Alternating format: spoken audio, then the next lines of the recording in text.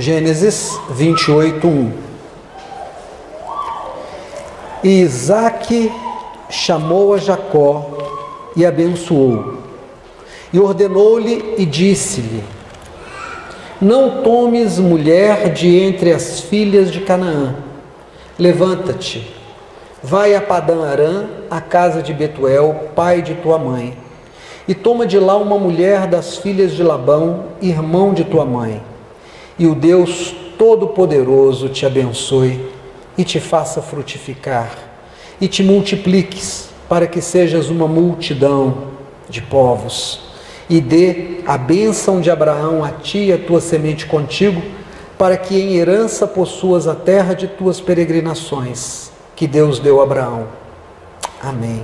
Agora vá para o verso 10. Partiu, pois, Jacó de Berseba e foi-se a Harã. Chegou a um lugar onde passou a noite, porque já o sol era posto, e tomou uma das pedras daquele lugar e a pôs sobre sua cabeceira. Deitou-se naquele lugar e sonhou. E eis que era posta na terra uma escada cujo topo tocava os céus. E eis que os anjos de Deus subiam e desciam por ela. E eis que o Senhor estava em cima dela e disse: eu sou o Senhor, o Deus de Abraão teu pai e o Deus de Isaque. Esta terra em que estás deitado, te darei a ti e a tua semente. E a tua semente será como o pó da terra. Se estenderá ao ocidente, ao oriente, e ao norte e ao sul.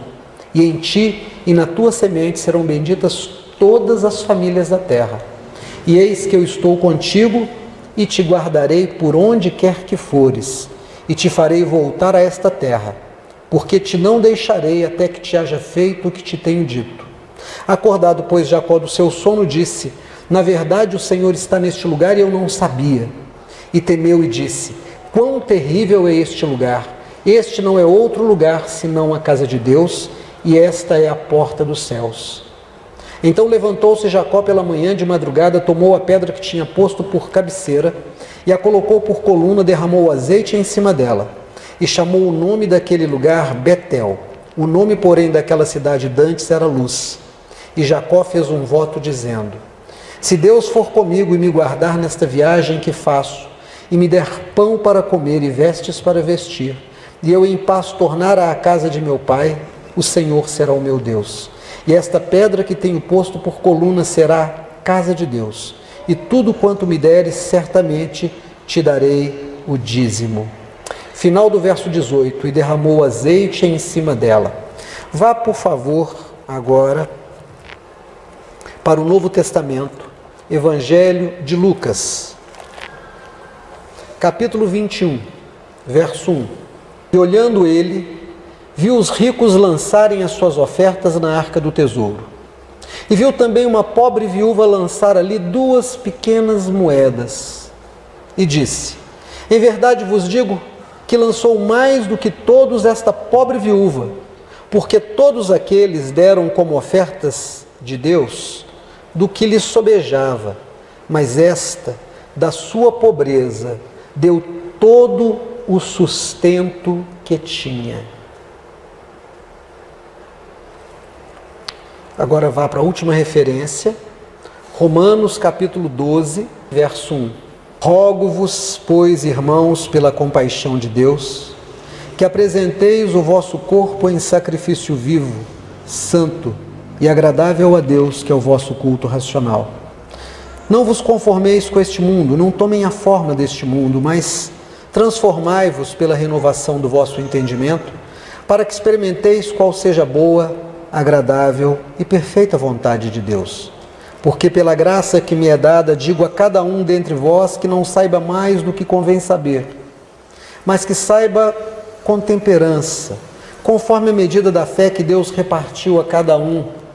Porque assim como em um corpo temos muitos membros e nem todos os membros têm a mesma função, assim nós, que somos muitos, somos um só corpo em Cristo, mas individualmente somos membros uns dos outros, de modo que, tendo diferentes dons, segundo a graça que nos é dada, se é profecia, seja ela segundo a medida da fé, se é ministério, seja em ministrar, se é ensinar, haja dedicação ao ensino, ou que exorta, use esse dom em exortar, e o que reparte, faça-o com liberalidade, o que preside com cuidado, e o que exercita misericórdia com alegria. O amor não seja fingido. Aborrecei o mal e apegai-vos ao bem. Amai-vos cordialmente uns aos outros, com amor fraternal, falando-vos em honra uns aos outros e uns dos outros. Não sejais vagarosos no cuidado, sede fervorosos no espírito, servindo ao Senhor. Alegrai-vos na esperança, sede pacientes na tribulação, perseverai na oração. Comunicai com os santos nas suas necessidades e segui a hospitalidade. Abençoai aos que vos perseguem, abençoai, não amaldiçoeis. Alegrai-vos com os que se alegram, chorai com os que choram. Sede unânimes em vós, não ambicioneis coisas altas, mas acomodai-vos às humildes. Não sejais sábios em vós mesmos. A ninguém torneis mal por mal. Procurai as coisas honestas perante todos os homens. Se for possível, quanto estiver em vós, tende paz com todos os homens. Não vos vingueis a vós mesmos, amados, mas dai lugar à ira, porque está escrito: minha é a vingança, eu retribuirei, diz o Senhor. Portanto, se teu inimigo tiver fome, dá-lhe de comer, se tiver sede, dá-lhe de beber, porque fazendo isso, amontoarás fogo santo sobre a tua cabeça. E não te deixes vencer pelo mal, mas vença o mal com o bem. Amém. Queridos, 3 textos, como eu gosto de fazer, 2 ou 3 textos. Um no Velho Testamento e outro no Novo Testamento, ou pelo menos outros. Nós temos uma história que vocês conhecem, lá de Gênesis. Jacó, filho de Isaac, está em fuga. Ele e sua mãe traçaram um plano para tomar a bênção da primogenitura, para que ele se tornasse o chefe do clã, e junto veio também a bênção de que ele seria um dos pais do Messias que um dia viria à terra, Jesus o Senhor. Seu irmão tinha o direito legal, mas Jacó passa na frente do irmão e toma isso. O irmão o sentencia à morte, diz: eu vou matar meu irmão quando o papai morrer. O pai então chama Jacó e diz: vai para a terra de teu filho, de teu tio Labão. Toma lá uma esposa, casa, faz família lá, não fica aqui, teu irmão vai te matar se você ficar aqui. E ele vai. Mas antes de ir, o pai diz: o Senhor, o Deus de Abraão, te abençoe. Que o Senhor seja contigo e te faça frutificar. E tudo que você fizer, você vai ser bem sucedido. Ninguém te resistirá, e onde você colocar o teu pé, será tudo teu. Tem uma bênção sobre a tua vida. Só toma cuidado de andar na presença do Deus de teu pai e do Deus de teu avô. E ele vai. Chega a um certo lugar em que ele precisa passar a noite. Ajeita uma pedra, talvez para se esconder do vento. Diz a Bíblia que ele colocou como sua cabeceira, talvez como mesmo uma cabeceira de uma cama, se escondeu atrás daquela pedra e dormiu. Teve um sonho, viu uma escada que ligava o céu à terra e anjos que subiam e desciam continuamente. Ele acorda, não sabe se é uma visão, não sabe se é um sonho, fica apavorado e diz: verdadeiramente, Deus está neste lugar, essa é a casa de Deus, e ele tem temor. Quando ele percebe que aquele lugar é a casa de Deus, ele diz: esse lugar é sagrado. Estar na presença de Deus é algo muito sério.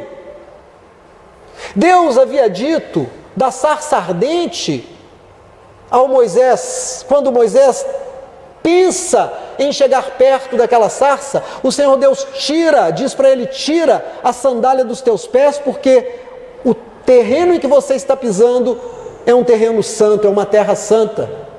É uma metáfora para dizer da reverência, do cuidado que nós devemos ter com as coisas de Deus. A Bíblia chega a dizer: calai-vos perante o Senhor, toda a terra, porque o Senhor está no seu santo templo. O salmista nos exorta dizendo: sejam poucas as vossas palavras diante do Senhor, para que não saia bobagem da sua boca. É necessário ter reverência, e aquele homem tem reverência, ele tem medo. Quando ele percebe que Deus está ali, ele percebe que tem uma promessa, uma bênção sobre a vida dele, mas que ele precisa se legitimar. Não basta apenas que ele tenha a bênção prometida, ele tem que se enquadrar nos requisitos para receber aquela bênção. Então ele pega aquela pedra que ele havia colocado ali como sua cabeceira, e ele joga o azeite que ele tem. Ele não tem outra coisa, ele não tinha ouro, ele não tinha prata, ele não tinha nada além daquilo. Ele joga aquele azeite, ele derrama, ele faz uma libação. Quando você ler a Bíblia e ouvir, alguém lendo falar libação, ou você lendo encontrar a palavra libação, libação significa alguma coisa que é derramada, um azeite, um vinho, água, sangue, que é derramado sobre um altar em reverência à divindade. Ele pega tudo que ele tem e ele então derrama sobre a pedra e ele diz: se o Senhor agora me sustentar, certamente Ele será o meu Deus, porque tudo que eu tinha, eu derramei sobre essa pedra agora eu dependo 100% do Senhor. Se o Senhor me sustentar, estarei vivo, se Ele não me sustentar, estarei morto, mas o Senhor será o meu Deus daqui para frente. Quando eu voltar a esse lugar, eu saberei que essa é a casa do Senhor, porque tem promessa sobre a minha vida. Ele derrama aquele azeite então sela o compromisso dele para com Deus, não de Deus para com ele. De Deus para com ele era a promessa. Agora a promessa dele era estar na presença de Deus. Fomos para outro texto no Novo Testamento. Jesus está próximo ao gasofilácio. O gasofilácio é o lugar das ofertas. É o lugar onde a gente coloca o dinheiro. É aquela sacolinha que passa. Algumas igrejas têm um lugar para você colocar a sua oferta. Você se levanta em algum momento do culto e coloca ali dentro. Seja a sacolinha que passa, seja o lugar, é um gasofilácio, é o lugar onde se coloca as ofertas e se entrega o dízimo. Jesus está no templo próximo ao gasofilácio.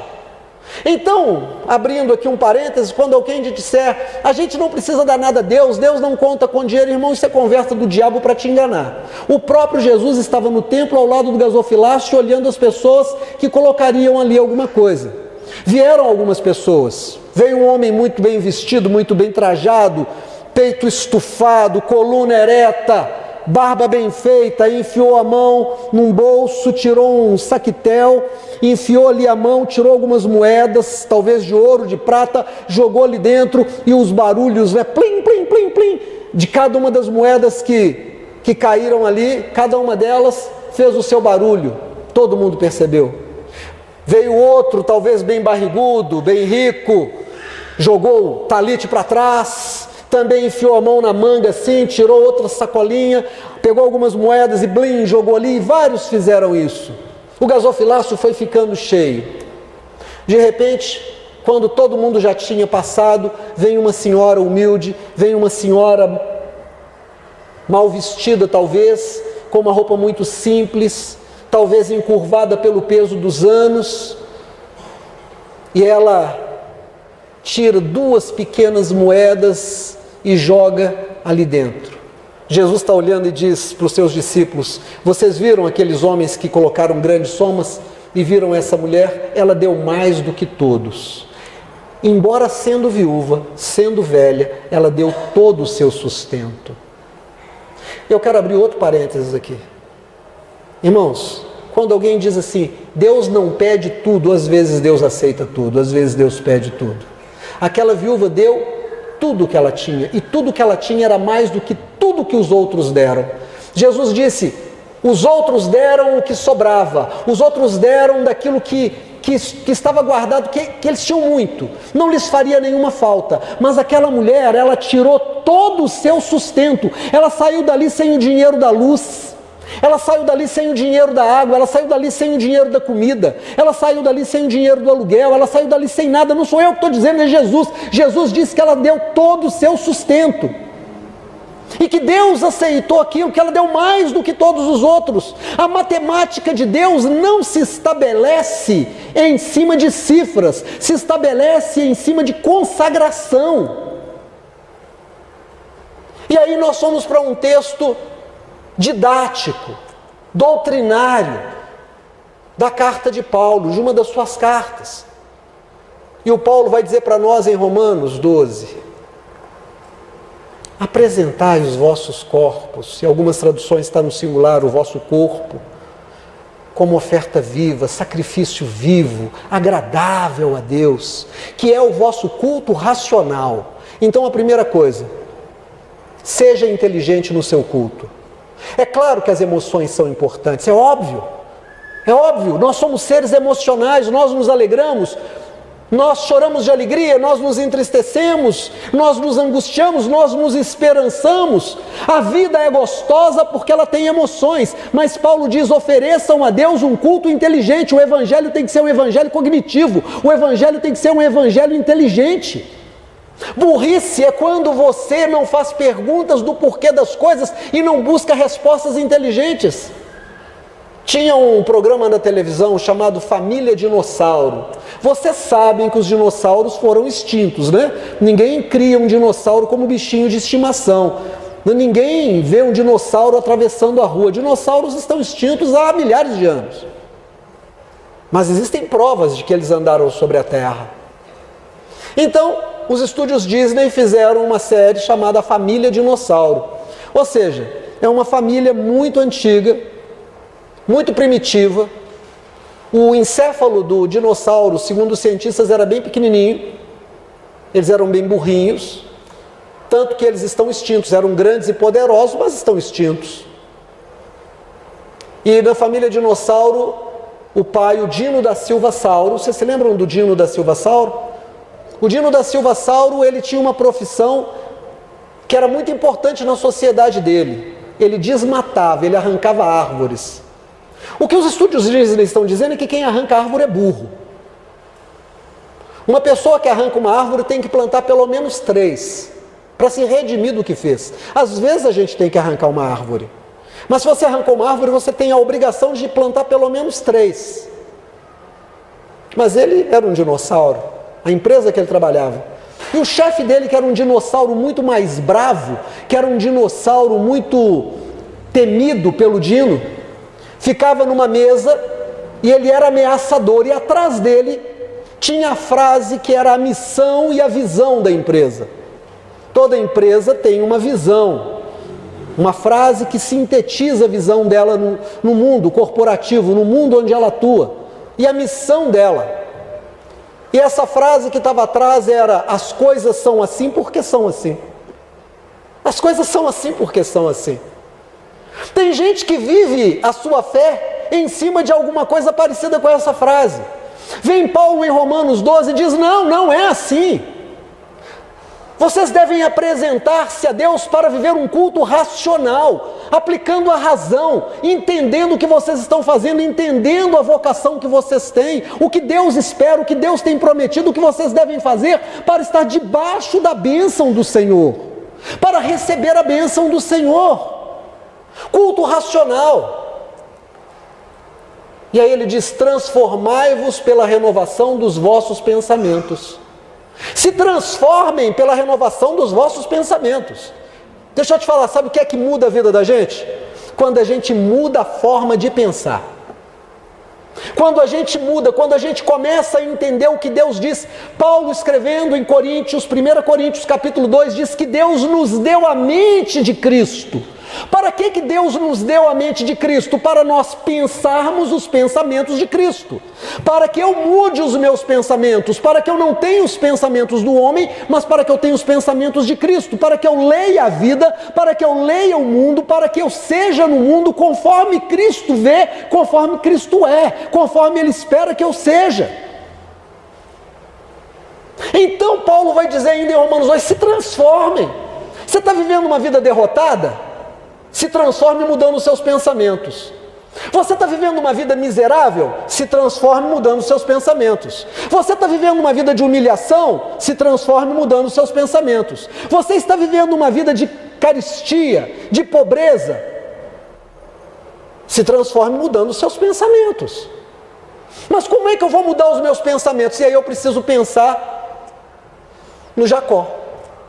Jacó pensou que ele mudaria a vida dele dando um golpe no irmão dele.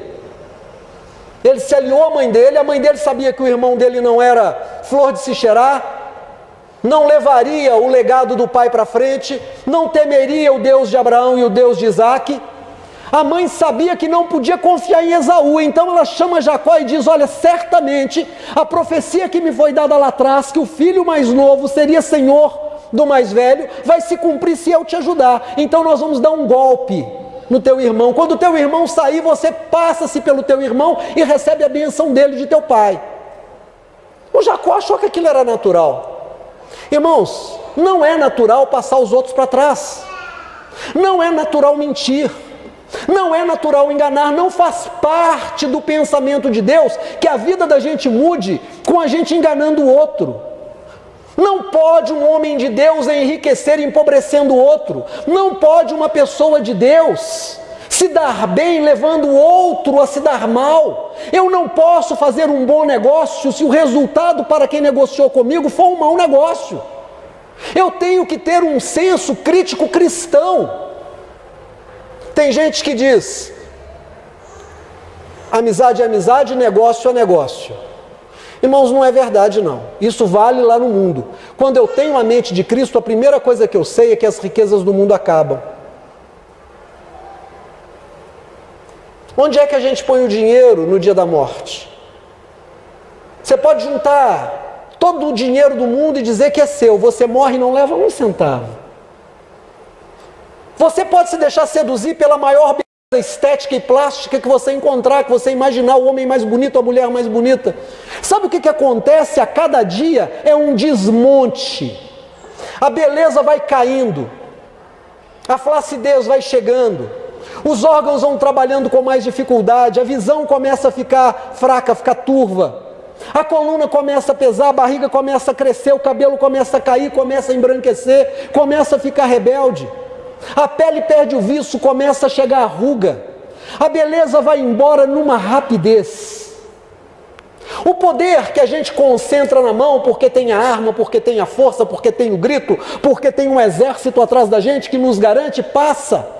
Todos os poderosos da terra quase sempre se tornam apenas referências históricas depois de algum tempo. Então, quando eu entendo isso, eu digo: eu não posso pensar que amizade é amizade, negócio é negócio. Eu tenho que pensar que Cristo é Cristo e negócio é algo que deve ser temido diante de Deus. Eu não posso fazer um negócio para ter vantagem, levando o outro à desvantagem. Negócio bom não é um negócio em que eu tenho todo o lucro. Negócio bom é bom para os dois.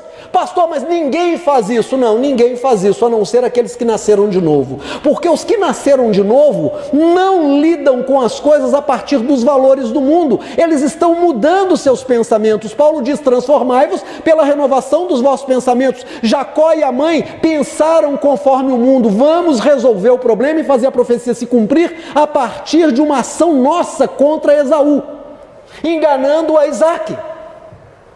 O que aconteceu? A promessa de morte de um irmão sobre o outro. E o pai teve que chamar, junto com a mãe, o irmão mais novo e dizer: nós nunca mais vamos te ver, vai embora, se você ficar aqui vai ser uma tragédia. Quando a gente deixa de fazer as coisas esperando Deus agir e nós tomamos a frente, nós vamos errar. Nós vamos errar. Hoje na escola dominical, e vou abrir outro parênteses aqui, irmãos, a escola dominical é para você que é da igreja. Você tem a obrigação, não há uma única desculpa nesse mundo, debaixo do sol, para você não estar na igreja. O 7º dia pertence ao Senhor. Parece um bom negócio você desobedecer a Deus e ficar lá, na sua casa, podendo vir. Você pode oferecer 1000 razões, mas deixa eu te falar, você vai dar conta disso. Pastor, o senhor está pegando no meu pé? Não estou pegando no pé de ninguém, irmãos. Eu gostaria de não pegar no pé de ninguém, mas Deus me colocou como pregador e isso está na palavra de Deus. Eu tenho obrigação para com Deus. E aí o Paulo vai dizer para nós aqui em Romanos, esse Jacó, Paulo, através desse transformais pelos vossos pensamentos, vai nos explicar. Esse Jacó, ele foge, e quando ele foge do seu irmão e ele passa aquela noite, e ele percebe que Deus está ali, e que a promessa que o pai dele havia dito que Deus tinha feito, que seria de abençoá-lo, só se cumpriria se ele mudasse de mente. Aí ele não quer mais tomar alguma coisa de Deus. Ele não diz: Deus, me dá muito azeite para que eu venda. Deus, me dá muito azeite para que eu seja um distribuidor. Não, ele muda a mente, ele descobre que para ele ser abençoado, ele tem que ofertar, ele tem que sacrificar. Então, em vez dele pedir as coisas, ele oferece a Deus, ele muda o seu pensamento, ele dá o melhor, ele dá o tudo, porque ele quer que Deus cuide dele. Ele não quer mais cuidar da vida dele, ele não quer que um homem cuide da vida dele, nem o pai, nem o irmão, nem a mãe. Ele quer que Deus cuide da vida dele, e para que Deus possa cuidar da vida dele, ele precisa se esvaziar, ele precisa estar 100% dependendo de Deus. Falando de Jesus, Paulo, escrevendo aos Filipenses, vai dizer assim: ele se esvaziou, Jesus se esvaziou, assumindo a forma de servo. E porque ele se esvaziou, Deus o colocou mais alto do que todos os homens. O próprio Jesus, o Filho de Deus, se esvazia, ele tira tudo o que ele tem e coloca diante de Deus. Ele não tem nenhuma reserva. A última reserva que Jesus poderia ter era de fugir da tortura da cruz. Mas ele diz: Pai, se possível, afasta de mim esse cálice. Se não for possível, eu me entrego em sacrifício. E ele se entrega em sacrifício, ele se esvaziou. Pelo que Deus o exaltou soberanamente. Deu a ele o trono que está acima de tudo. Jacó agora mudou de mente. Os discípulos de Jesus, os seus apóstolos, aqueles que estavam com ele ali perto do gasofilácio, lá em Lucas 21, eles pensavam matematicamente que 100 é mais do que 1. Que 1000 é mais do que 2, que 1 milhão é mais do que 10, e está certo do ponto de vista matemático. Mas quando Jesus diz assim: aquela viúva deu mais do que todos, eles dizem: não, Senhor, nós vimos as grandes somas que os outros deram e vimos o quão pouco essa senhora deu. Jesus disse: não, os outros deram o que sobrava, ela deu tudo o que ela tinha. A matemática de Deus é a matemática de consagração. Meu irmão, se você dá para Deus resto, esquece, você não vai ter a bênção do Senhor sobre a sua vida. Você dá para Deus o resto do tempo, você tem tempo para o futebol, para namorar, para trabalhar, para tudo. Para Deus é o que sobra. Deixa eu te falar, fica com Ele para você. Não dê a Deus tempo de sobra, Deus não precisa. Deus te dá tempo de vida, não é você que dá a Deus tempo de vida, não. Você acha que entregar o dízimo ao Senhor te empobrece? Você está se esquecendo que quem te deu o salário foi o Senhor? Eu me lembro, e eu falei isso hoje na escola dominical, e eu acho que muita gente aqui tem essa experiência de estar quebrado, sem dinheiro, começando a vida, e às vezes até no meio da vida, né, Zé? E a gente fala: Deus, abre uma porta, eu preciso sustentar a minha vida, eu preciso começar a vida, eu quero comprar uma casa, eu quero casar, eu quero mudar. Quantos testemunhos a gente já ouviu aqui? Edmar com o apartamento dele, Tiago, Gabi falando lá do piso novo que ela queria, não tinha dinheiro para colocar. Como que Deus fez, irmãos? Eu fiz um casamento há pouco tempo atrás, uma gracinha, Vinícius e Vanessa. Eles se formaram tem pouco tempo, ele é médico e ela é dentista. Então eles iam casar o ano passado. Com a pandemia, não puderam, tiveram que jogar tudo para frente, adiar tudo. Festa, viagem, cerimônia. E ontem, né, depois eu fiz o casamento deles, depois do adiamento, e foi muito bonito, foi uma bênção. E ontem eles nos convidaram, a minha família, para estarmos com eles e os pais deles na casa deles, para conhecer o apartamento deles, aquela coisa de consagração. Irmã Beth, ela é crente, irmã Beth, ela é crente, é bonitinho demais. Como é bonitinho você estar perto de gente que é crente. E a Vanessa começou a dar testemunho de como é que Deus foi abrindo portas. Quando chegou a pandemia e tudo foi adiado, ela disse: pastor, nós achamos que íamos perder todo o nosso dinheiro. A cerimônia do cartório foi cancelada. A gente tinha que adiar, mas aí eu já estava com tudo pronto. Eu não tinha mais um tempo qualquer para marcar, porque eu tinha festa, eu tinha um lugar, a buffet, tudo. E aí eu fui para o cartório e as pessoas disseram para mim assim: olha, deixa eu te contar uma coisa. Quando você vai no cartório assim, eles vão jogar para 3, 4, 5 meses para frente.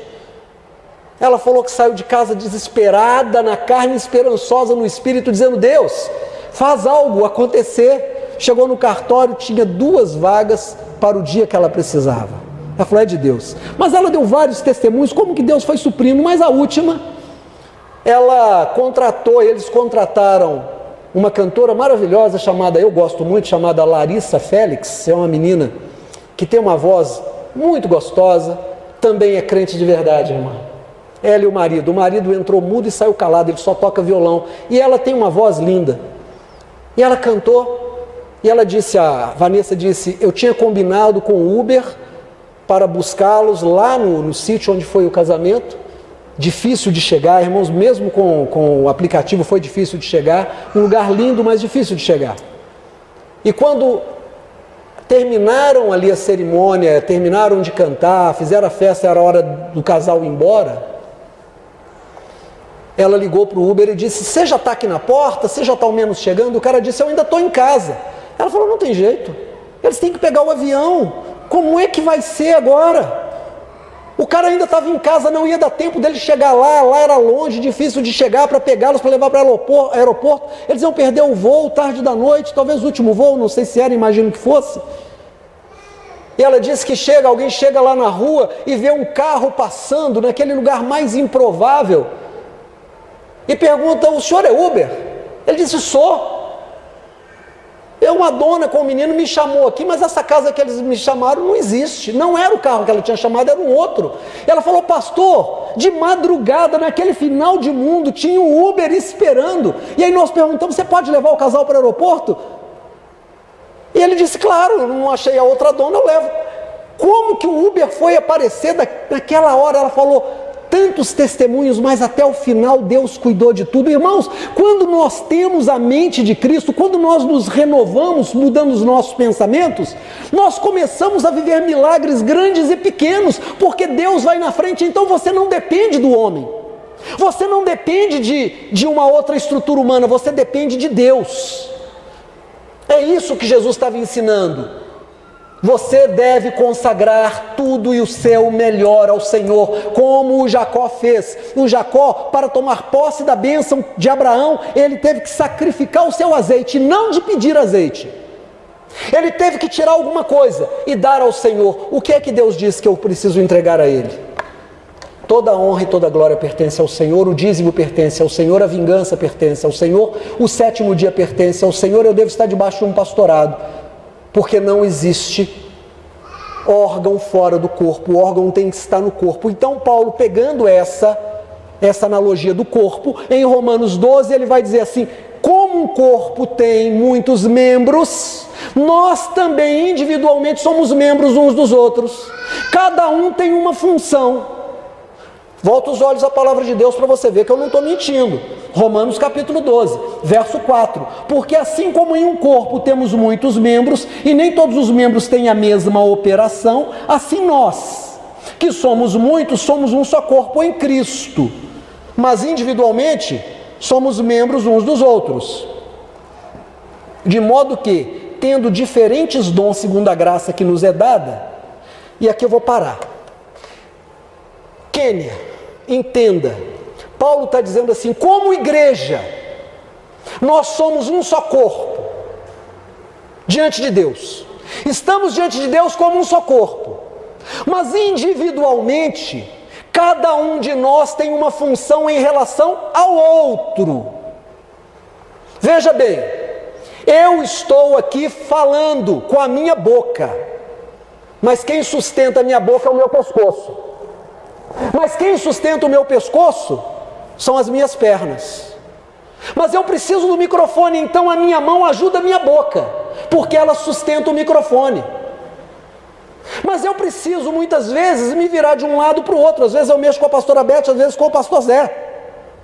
Eu preciso que o meu tronco vire. Então Paulo está pegando essa figura do corpo e dizendo: cada um de nós tem uma função, um dom dado por Deus. Então não pense o Ademir que ele prega porque ele é inteligente, que ele prega porque ele é especial. Não, eu prego porque Deus me deu a função, a tarefa e o talento para pregar. Não pense o Eduardo que ele toque porque ele é bom, Porque Deus deu a ele a capacidade de tocar. Não pense o Júnior que ele toca porque ele é bom, porque Deus deu a ele a capacidade de tocar. Não pense a Débora que ela canta porque ela nasceu especial. Não, Deus entregou. E entregou para quê? Entregou para que o corpo seja servido, para que cada irmão seja ministrado, receba o trabalho e o corpo como um todo diante de Deus seja edificado. Então, tendo diferentes dons, nós juntos ministramos diante de Deus como igreja. Aí Paulo vai dizer para nós aqui como alguns exemplos, não todos, ele não esgota, ele apenas dá alguns exemplos. Verso 6, de modo que, tendo diferentes dons, segundo a graça que nos é dada, se profecia, seja segundo a medida da fé. Tem que ter fé para ser profeta. Irmãos, profecia morro abaixo é bobagem. Profecia do tipo, eis minha serva que põe um varão diante de ti, puxa a cordinha e dá descarga. Profecia do tipo, me lembro do Wesley contando aqui, né? O irmão foi visitar uma igreja aí, de um pastorzinho aventureiro, e o pastorzinho disse, você me corrige se estiver errado, porque eu posso estar errado no testemunho. Deus está me revelando que o irmão aqui vai dar R$2.000 de oferta. E olha, o chassi do carro desse irmão, e deu o número do chassi. E aí todo mundo ficou pensando, como, que revelação é essa que o profeta tem? O número do chassi do carro, já pensou, Beth? De dentro da igreja, ele deu o número do chassi, irmãos. Isso é um talento de Detran. É um dom especial, dom de Detran. Aí alguém bateu no ombro, não sei quem foi, que falou para ele, escuta, o chassi do carro não está gravado no vidro do carro? No vidro de cada vidro do carro, para-brisa de trás, para-brisa da frente, janela lateral, não tem um número do chassi. Ele olhou no estacionamento, o carro do irmão era o carro mais bonito do estacionamento. Pronto. Passou, copiou o número, decorou e disse, olha, Deus está me dando aqui. Irmãos, isso não é profecia. Profecia é aquilo que vem da fé, e que é Deus falando conosco e que muda a vida da igreja, que muda a vida da pessoa. Profecia não é dada no atacado, profecia não é dada como uma erupção vulcânica. Não existe isso. Então Paulo diz aqui, olha, quem ministra como profeta tem que ter testemunho de fé, tem que ter testemunho de ser homem de fé, mulher de fé. A fé remove montanhas. Essa pessoa tem removido montanhas? Essa pessoa tem testemunho diante da igreja, diante de Deus? Aí sim, porque eu não posso julgar o profeta, mas eu posso julgar a profecia. Aí ele diz aqui, presta atenção, se é ministério, seja ministrar, se é ensinar, haja dedicação, o que exorta, use esse dom em exortar, o que reparte, tem gente que tem o dom de repartir, de socorrer com recursos financeiros, físicos, faça-o com liberalidade. O que preside com cuidado, aquele que tem a função de presidir, tem que ter cuidado com tudo que é do Senhor. Paulo está dizendo o seguinte, presta atenção, olha aqui para mim, que você tem que mudar a sua mente, você precisa ter esmero nas coisas que faz para Deus. Você quer mudar de vida? Mas você quer continuar vivendo em falta diante de Deus? Você mente, você rouba, você engana, você defrauda, você maldiz, você amaldiçoa, você faz mal feito, você coloca a sua vontade na frente da vontade de Deus. O que adianta Deus dizer o sétimo dia pertence a mim se você rouba a Deus no dia sétimo? O que adianta Deus dizer que você deve ser dizimista se você rouba Deus no dízimo e na oferta? O que adianta Deus dizer que você não deve se vingar se você é vingativo, você produz o mal contra aquele que é seu desafeto? O que adianta Deus dizer que você deve dar toda a glória a Ele se você é cheio de você mesmo, orgulhoso, acha que você é a última Coca-Cola do deserto? Na música do Alexandre Pires, a Cici, né? Aquela que se acha. Vocês conhecem a música da Cici? Pois é, tem gente que se acha a Cici, a última Coca-Cola do deserto. Não existe isso. Somos todos servos e todos somos servos para servir na igreja aqueles que estão na igreja. Quando você vem Você não é apenas abençoado, você é canal de bênção. O dia que você simplesmente diz, eu não vou, talvez seja o dia que Deus quisesse usar você para curar, para revelar, ou quisesse naquele dia encher o teu cálice com a unção do Espírito Santo, trazer para você o renovo do dom de línguas, do dom de visão, te dar o dom da cura, te dar a visão. Mas você não está ali porque você está em rebeldia. E aí Paulo vai concluir dizendo que devemos nos amar, que devemos ser cuidadosos, fervorosos no Espírito, mais um monte de coisa. Mas qual é a grande mensagem? A grande mensagem é: renove a sua forma de ver a sua religião. A sua religião tem que ser uma religião de cuidado com as coisas de Deus. Deus vai te tratar conforme você tratá-lo. Irmãos, como será a resposta se a gente perguntar a um casal que a gente vê andando de mãos dadas na rua, ou abraçadinhos, ele de bengala, ela bem curvada, e que você olha e diz tem mais de 60 anos de casado? Como é que alguém fica casado 60 anos? Como é que alguém fica casado 50 anos? E continua andando de mão dada, continua dando beijinho, continua levando flor. Como é que isso acontece? Eu te falo, é simples. Eles se tratam bem. Quando você trata alguém bem, a recíproca é verdadeira. Essa pessoa te trata bem. Você quer ter um casamento bom? É simples. Seja honesto com o seu parceiro ou parceira. Seja cuidadoso. Não seja a dona dele, nem o dono dela. Tenha palavras de honra. O marido deve falar em honra a respeito da mulher, e a mulher a respeito do marido. Se você perguntar para esse casal que anda ainda de mãos dadas, eles vão te dizer que o segredo é esse. Ela vai dizer, ele sempre me tratou com muito amor. E ele vai responder, não, foi ela que me tratou com muito amor. Não dá para saber. Mas se ele dá uma resposta dura, lá no coração dela, ela fica magoada. Se ele é desonesto, ela fica magoada. Se ela é uma mulher que trata mal, ele fica magoado. E aí ele dá a devolução. E aí a coisa vai crescendo, a amargura vai crescendo. Com Deus é a mesma coisa. A Bíblia diz, Deus vai te dar de acordo com o que você dá a Ele. Se você der a Deus o seu tudo, eu te digo em nome de Jesus, Deus dará o tudo dele a você. Não vai te faltar nada. Essa foi a palavra de Davi para Salomão, quando Davi estava morrendo: meu filho, tem cuidado de andar nos caminhos do Senhor, e Deus cumprirá todas as promessas que Ele me fez na tua vida. Como Ele foi comigo, Ele será contigo. Essa foi a palavra que o anjo deu para Josué, quando ele disse, olha, se você andar no caminho do Senhor e não se desviar nem para a esquerda nem para a direita, assim como eu fui com Moisés, eu serei contigo. Se você der a Deus o seu melhor, Deus dará a você o melhor dele. Se você der a Deus o tempo, Deus dará tempo a você. Se você der a Deus qualquer coisa, não te faltará coisa alguma.